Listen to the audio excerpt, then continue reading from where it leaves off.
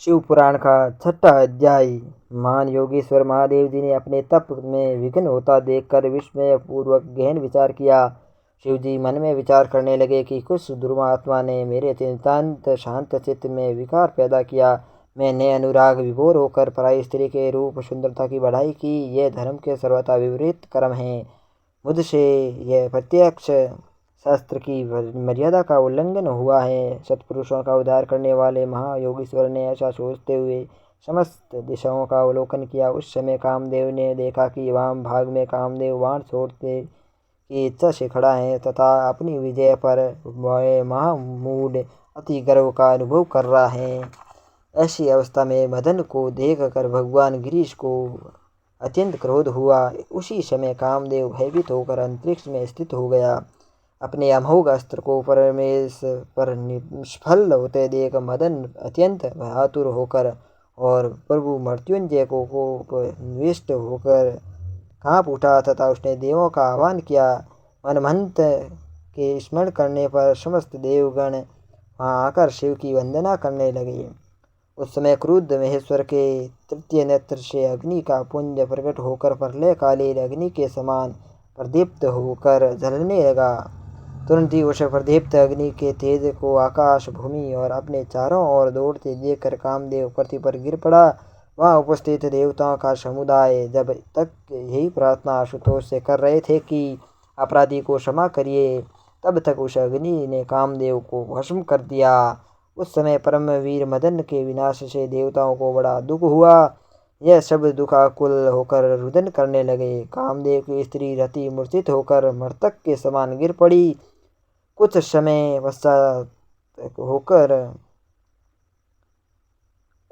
पश्चात होश में आकर पति वियोग के दुख से बेचैन होकर करुणा विलाप करने लगी तथा रोते हुए बोली, मैं क्या करूं, अब किसका आश्रय लूं। देवताओं में अपनी स्वार्थ सिद्धि के लिए मेरे पति को यहाँ भेजकर मेरा सर्वनाश ही कर दिया है। यह देवगणों ने क्या किया। इतनी कथा सुनकर नारद जी ने ब्रह्मा जी से कहा, हे महामनीषी, त्रिलोक्य की रचना करने वाले भगवान शिव की ये कथा आपने सुनाई। शिव जी के तृतीय नेत्र की अग्नि ज्वाला से जब कामदेव वश हो गया, उसको पश्चात क्या हुआ। पार्वतराज पुत्री पार्वती उस समय कहाँ चली गई तथा उससे ने क्या किया। हे दया सागर, मुझे विस्तार पूर्वक बतलाइए। ब्रह्मा जी बोले, हे महाभाग, जब शिव के नेत्र के सम उत्पन्न अग्नि द्वारा कामदेव भस्म हो गया तो उस समय ऐसा भयंकर शब्द हुआ जिससे समस्त गगन मुंडल गूंज उठा। इस महाध्वनि से कामदेव को ताप दग्ध हो देख कर पार्वती बहुत व्याकुल हो गई और सखियों के साथ वहाँ से चली गई।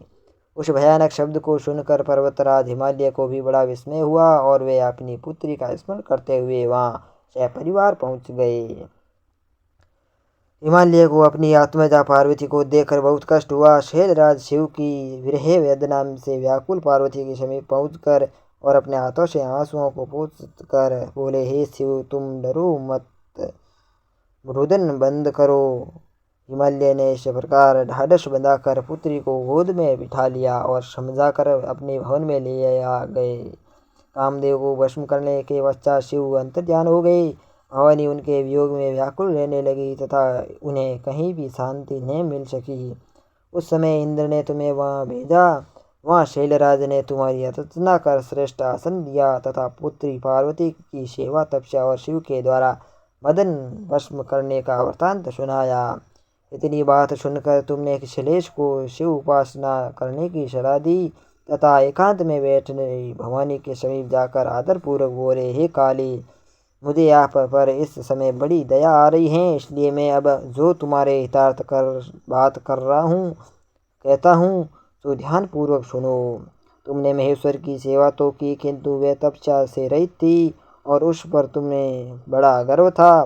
महेश्वर महान योगी हैं और परम विरक्त हैं, तो उन्होंने दुरात्मा बदन को भस्म करके भी आपको छोड़ दिया। इसलिए हे शिवा, अब तुम कुछ समय तक तपस्या करके सुसंस्कृत हो ताकि भगवान शंकर तुमको अवश्य ही स्वीकार कर ले। हे देवी, फिर तुम कभी भी महेश्वर का त्याग नहीं कर सकोगी, केवल शंकर को ही हठपूर्वक अपना पति बनाओगी, अन्य किसी भी देव को नहीं। तुम्हारे ऐसे वचन सुनकर शैलसुता ने कहा, हे देव ऋषि, आप तो संसार में समस्त प्राणियों का उपकार एवं हित करने वाले हैं। आप भगवान रुद्र की सेवा आराधना करने का अपना गुरु मंत्र प्रदान कीजिए। अच्छे गुरु के अभाव में कोई भी कर्म सिद्ध नहीं होता, ऐसा मैंने सुना है, तथा यही सनातन श्रुति भी है। पार्वती के दीन वचन सुनकर तुमने उसे शिव के पंचाक्षर मंत्र ओम नमः शिवाय का उपदेश दिया था। इस मंत्र राज का तुल्य प्रभाव बतलाते हुए तुमने कहा था, हे देवी, यह परम अद्भुत मंत्र राज हैं, इसके श्रवण मात्र से ही आशुतोष प्रसन्न हो जाते हैं। नारद जी के वचन सुनकर शैल कुमारी परम प्रसन्न हुई और उनके चले जाने के पश्चात मन में यह विचार कर लिया कि महेश्वर तप के द्वारा ही प्राप्त हो सकते हैं। भवानी ने तपस्या में ही मन लगा दिया। पार्वती ने अपनी सहेलियों से मन की बात कही और उन्हें लेकर शैलराज के सम्मुख पहुंची। वहाँ उसकी जया विजय नामक शक्तियों ने हिमालय से प्रार्थना करते हुए कहा, हे राजन, आपकी आत्मदा आपके कुल को सफल करने की इच्छा करती हैं, तथा उसे अब निश्चय ही हो गया कि ये भगवान शंकर तप से ही साध्य हो सकते हैं।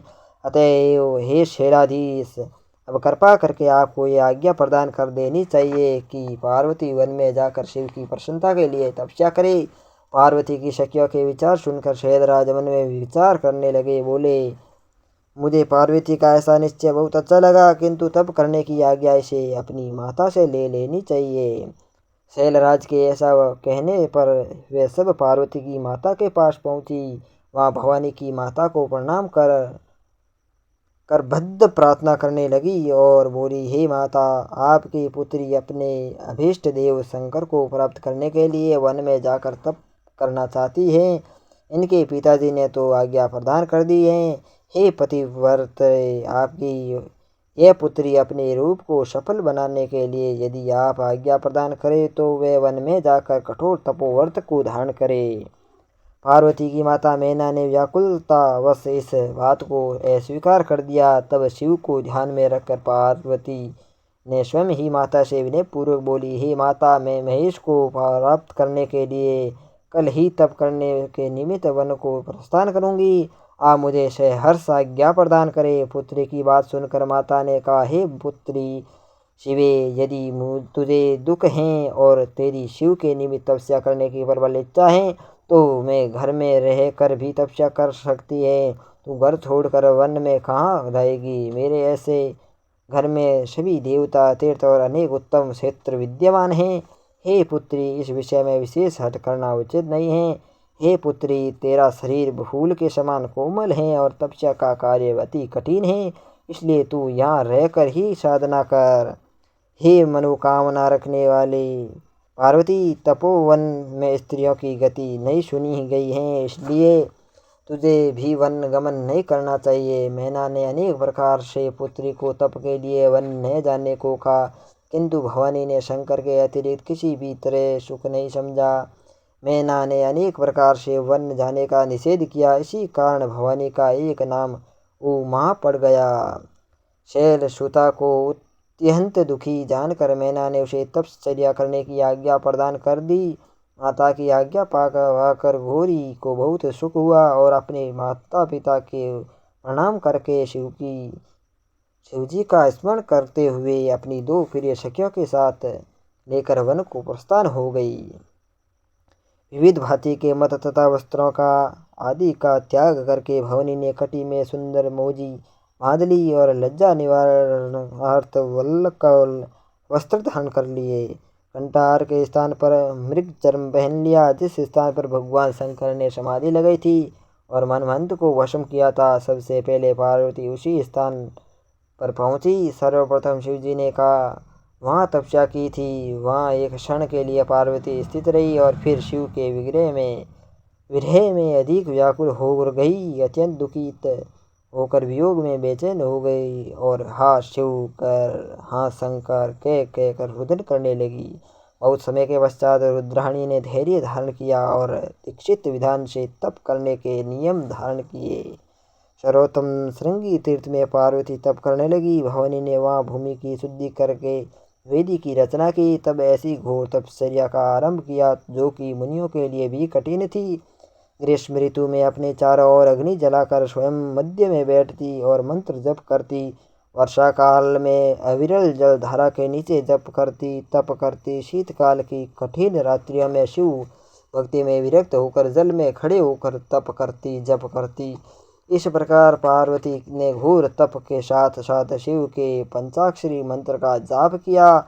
इस तपश्चर्या काल में भवानी को अनेक दुख विघ्न स्वरूप सामने आए, किंतु उसने किसी भी परवाह न की तथा विविध संतापों को सावधान चित्त से सहन करने लगी।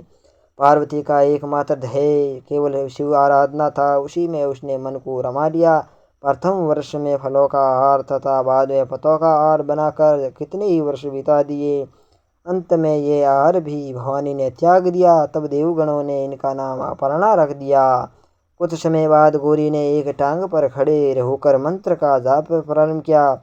इस प्रकार तपश्चर्या करते हुए और महेश्वर का ध्यान करते हुए भवानी को 3 सहस्त्र वर्ष व्यतीत हो गए।